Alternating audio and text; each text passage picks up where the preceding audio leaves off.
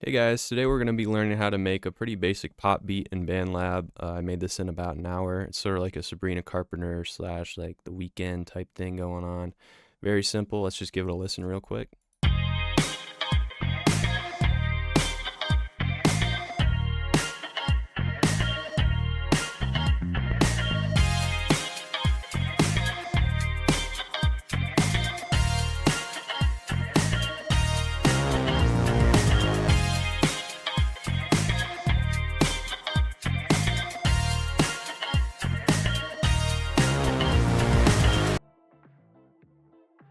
The first thing you're going to want to do is find your guitar sample. We're not going to try and make guitar with MIDI. It just doesn't really work. So you click this BandLab Sounds button down here so you can find a sample. And go over to Loops, Filters. We're looking for guitar. We're trying to make a pop beat. And we're trying to make something bright, something upbeat. So now we got those filters on there and we can just sort of listen to the different samples. These are a bit more like R&B coded, but if that's the sort of thing you want to make, that's totally fine. You don't have to make a Sabrina Carpenter type pop beat, but the things that I'm covering here will cover really any genre.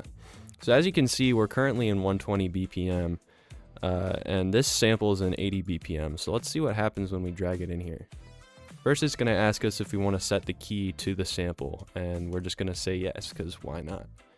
And as you can see, it changed the project to 80 BPM. Now, there's other samples in here that are 90 BPM, 161. So say we want this in here, what's going to happen? It stretches it out. It makes it fit to that 80 BPM. Very convenient. But let's say we have an outside sample like what I did for this, and we drag that in here.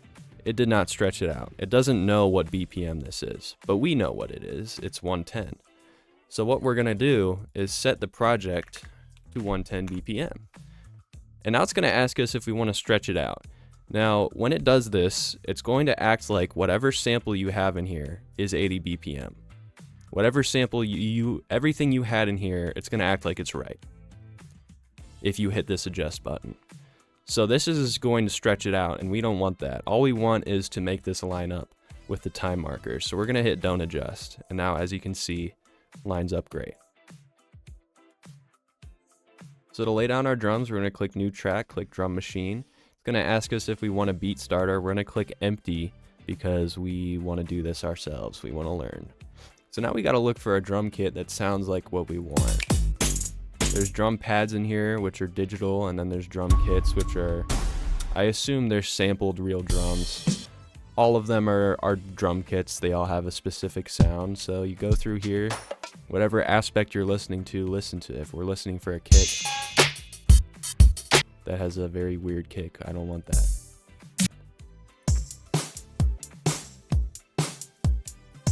I like the kick, and I especially like the snare in this one. So we're going to select that. Now, you might be inclined to think you have to program all of your drums in this one kit, but that's not the case. We're actually going to put them in multiple different tracks and use different things, different effects for all the different drums, because that's how musicians do it. Everything is processed differently. Everyone uses different drum samples from different kits to make something unique. And also, these drum kits kind of suck, so you're going to have to pick and choose what's actually good in each of them. So first, we're going to lay down our kick. That's literally it. And instead of putting the snare on the same one, we're going to duplicate this, go back here, get rid of those, and now we're going to put in the snare. Yeah, I really like that snare. It's a very punchy, very poppy snare. And now we got these together.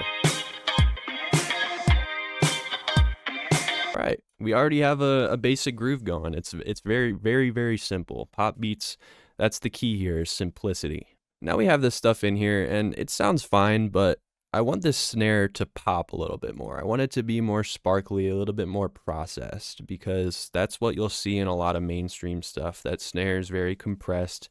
It sticks out really well. And right now,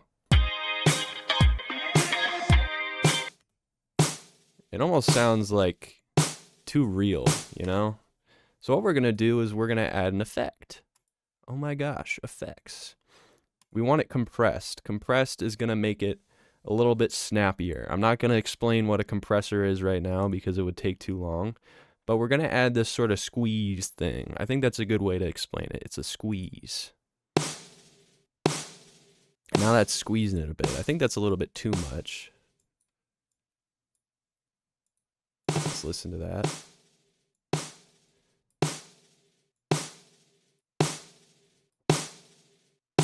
And now it feels a little bit punchier almost. But I'm still not happy.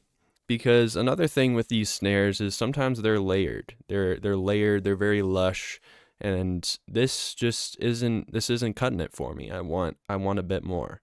So we're gonna add another drum track. And for this one I want a snare that's even more artificial, something that sounds very fake. And I gravitated towards this one, this EDM kit. Because listen to this. Listen how fake that sounds. Isn't it beautiful? We're going to put that there. We're going to layer it up. Now it's even snappier. It's even punchier. But I'm still not happy. I'm going to duplicate that, and I'm going to pan it to the left and right. Because like I said, I wanted it wider. I wanted it fuller. It's a bit loud. We're going to turn them down a little bit, level it. And now we have a very snappy snare. Put that all together.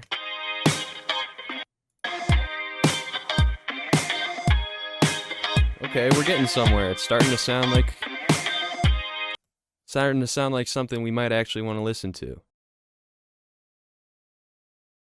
So the next thing we're going to add is bass. We need that groove. We need that movement. Now there's a bass button down here, but we're not going to click that because that's for plugging in a real bass. If you know how to do that, that's awesome. That's great. But that's not what we're doing today. We're programming it. So you're going to hit virtual instrument.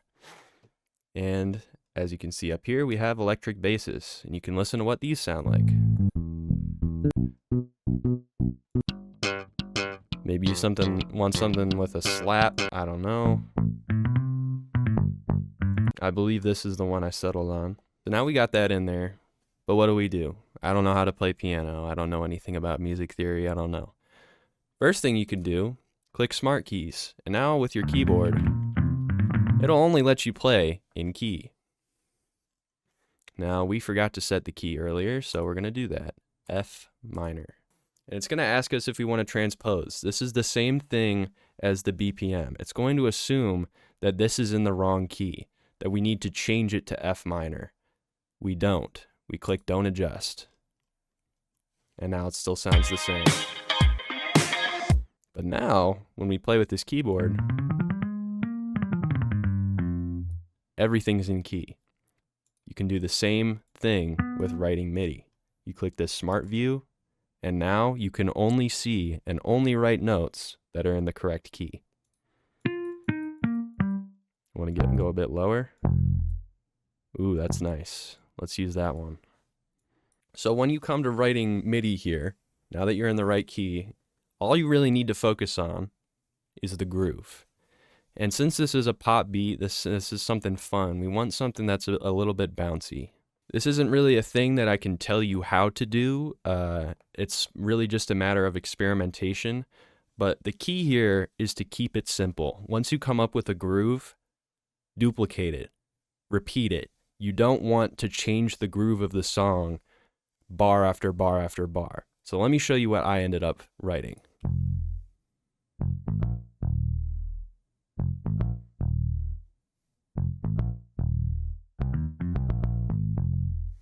Very simple. It repeats this exact same groove until the very end. And that's what you want. The pop song has to have this very specific vibe, this bounce where you can just bop your head along to it. You're not thinking, it's not changing up. It's very simple. I do have a little change up here at the end, but that just leads us into the next bar. It's a little bit of variety, but not a lot. Another thing to remember is you need to listen. You need to listen to it with these drums that you've laid down and make sure that it's not clashing. You want things to complement each other. My big recommendation would be put bass on the downbeats and focus on simplicity. Add a little bit of groove and just repeat it. Once you find that sweet thing that sounds cool, just repeat that groove. You can change the notes a little bit, but repeat that groove. Listen to it, play these notes, see what sounds good. This makes it very easy for you, so you don't need to know music theory, and you can just do it based on how it sounds. And the more you practice doing this, the better you'll get at it and the easier it'll be. And I mean, now we have a beat. It's something that you can vibe with, but we want something a little bit more. I wanted some hats. Now, you can program these if you want, but I got a little bit lazy and I wanted something that already existed. So you go back in here, clear all this shit, and now we're looking for drums. So you just type in, what I did was I just typed in hats. Now it's going to play all these in different BPMs, so you kind of have to drag it in and experiment and find something that you like. The one I found sounded like this. It has a really nice bounce, and you got to listen to it with your other drums. You got to compare it.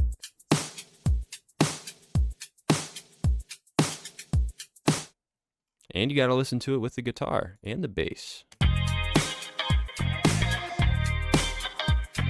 Now it's just something that you can bop your head to. It's really just about experimentation, seeing what works. I will cover how to write hi-hats at a later date, but right now, very simple.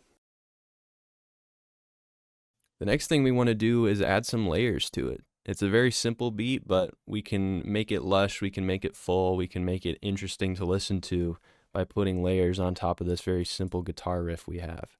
So the one I added sounds like this.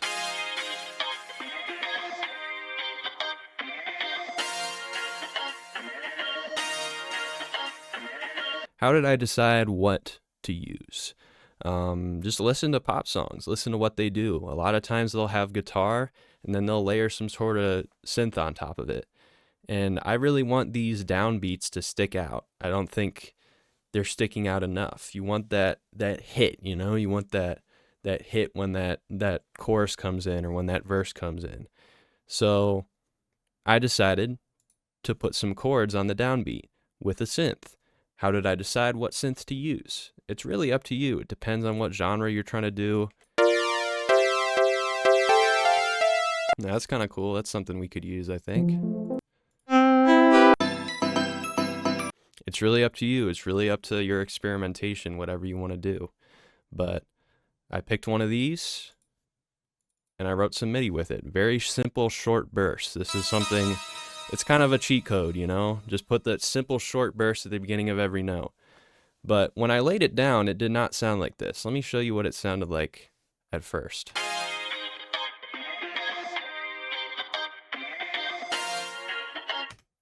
And this is what it sounded like after I messed with it a little bit.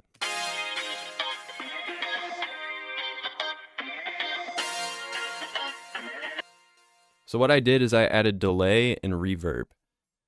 Delay is going to give it that bouncing effect, that after effect, that echo.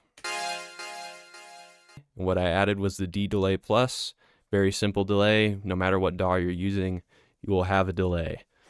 And you can change how fast the delay is, mess around with the spread. You can mess around with how much delay, how loud the delay is. That's going to be the wet. You can mess around with a low pass filter, cutting out the bass in this if you're interested in that. And I also added a little bit of reverb on here. Reverb is just like that sort of cave effect, that very, you're in a church, you're in a concert hall, your voice is big. It's reflecting off of a bunch of stuff. And it just makes it a little bit bigger. And so this is the sort of thing I would recommend layering with whatever guitar sample you choose if you're making a pop beat. Very simple, but it adds that presence, it adds that space, and it makes it pop a little bit more. This is a very high thing. I would recommend adding something high if you want that very bright, like Sabrina Carpenter sound.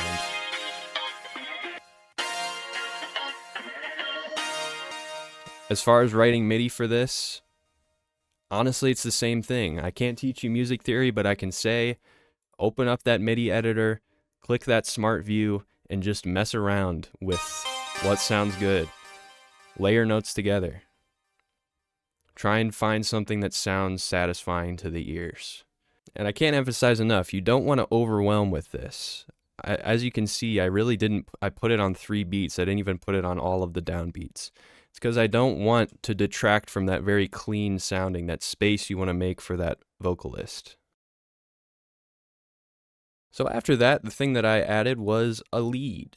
A lead is going to be a synth that sort of takes precedent over everything else. It's gonna drag you in, and I sort of stole this idea from the Sabrina Carpenter song. I'll play it right now. Now on BandLab, I made this in like an hour. I didn't really have any time to make something that sounds that cool, but I did make this. Now it just sort of like pulls your attention away from everything else and sort of drags you in with that sort of low synth sound. And it gives your vocalist a nice structure to work with. They start here, they can start out simple, build up a little bit here, and maybe their vocals will increase, they'll match this. It's really up to them. This is really just a space for you to experiment, but again, I would emphasize, just keep it simple. This is literally 3 notes, 4 notes. It slides up a little bit. Very simple. So yeah, just remember the order I would advise doing this in is find your guitar sample, make those drums, and then make that bass. And after that, you can start experimenting with adding layers, adding different sections of your song, and adding variation. But just focus on those fundamentals, that upbeat guitar, that very simple drum pattern. And drum selection is a very important thing too. Make sure you find some drums that sound like the genre that you're going for, and try processing them a little bit.